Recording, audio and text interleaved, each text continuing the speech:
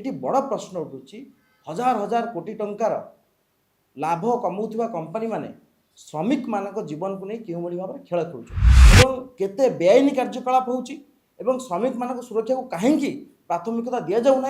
ये सबूर सरकार तदंत करंतु एक कमिटी बसई धन्यवाद आपण यथा समय आसी आमको सहयोग कले आपण मैंने जानते प्रत्येक बापा माँ इच्छा थाए स्वप्न थाए मो पिला डाक्तर हम बा इंजीनियर हम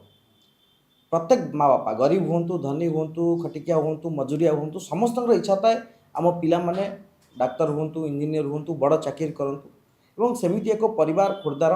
जो बापा माँ बहुत निम्न मध्यमित बहुत परिश्रम कर पिला को इंजीनियर करते बहुत कष्ट कर पिला को पाठ पढ़े इंजीनियर करते खुशी थे कि पुओ इंजीनियर हो पुओ एक प्रतिष्ठित कंपानी रे ओडिशा रे काम करथुला ढेंकानाल स्थित एमजीएम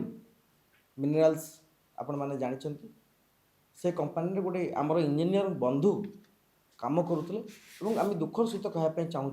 कि तांकर अकाल वियोग होइछि एवं तांकर जो दुर्घटना ता अनेक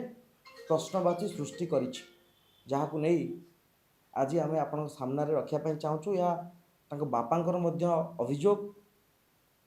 आपण जानिछंती कि ढेंकानाल स्थित एमजीएम मिनरल्स लिमिटेड जार चेयरमैन होउचंती पंकज लोचन महांती एवं से कंपानी ओडिशा रे विभिन्न जगार प्लांट अच्छी माइन्स अच्छी एवं सेठी हजार हजार इंजीनियर माने काम करछंती किंतु जेतेबेले इंजीनियर माने काम करुछंती सेथिरे केते सुरक्षित भाव में काम करुछंती सेफ्टी डिपार्टमेंट लेबर डिपार्टमेंट कौन करुछंती से अनुध्यान करुछंती कि नहीं ताकु एक विराट प्रश्नवाची सृष्टि होइछि कारण गोटे घटना आम आपण सामने रखिबू जड़े इंजीनियर ना हूँ शताब्दी राजमोहन खोर्धार बासिंदा से ढेंकानाल स्थित एमजीएम कंपानी काम करते विभाग था इलेक्ट्रिकल विभाग से इलेक्ट्रिकल डिविजन में काम करते घटना दिन गोटे दिन मेकानिकल डिपार्टमेंट को काम करने पठा जाउछि से मेकानिकल डिविजन में काम करते समय हठात कंटेनर चेन छिंडी जाउछि कंटेनर ऊपर पड़ुछि से गुरुतर भाव में प्रथमे ढेंकानाल हॉस्पिटल एवं परवर्ती समय कटक एक घर हॉस्पिटल एवं ता परवर्ती समय भुवनेश्वर तीनोटी हॉस्पिटल को बुला जाइछि जने गुरुतर अवस्था मरण सहित खेलु माने मरण सहित संघर्ष करुवा गोटे इंजीनियर को एमाने तीनोटी हॉस्पिटल बुलाई छोट छोट हॉस्पिटल बुलाई बड़ हॉस्पिटल को नेले नहीं एवं जो आंबुलांस रे तांको अणागला एमजीएम कंपानी भुवनेश्वर को अणागला से आंबुलांस रे ना एसी थिला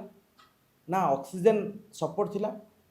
एटी बड़ प्रश्न उठुची हजार हजार कोटी टंकार लाभ कमाउथिबा कंपनी माने श्रमिक मानक जीवन को नहीं क्यों भाव में खेल खेलुछंती आज गणमाध्यम रे एक शिरोनामा सृष्टि करिछि आपन देखिया चाहिए ये होची से इंजीनियर ये होचंती से इंजीनियर जहाँकर अकाल वियोग होइछि आमे दाबी करुचु कि यही घटनार आमूलचूल तदंत हो तांको बापा जो अभियोग आनिचंती कि तांको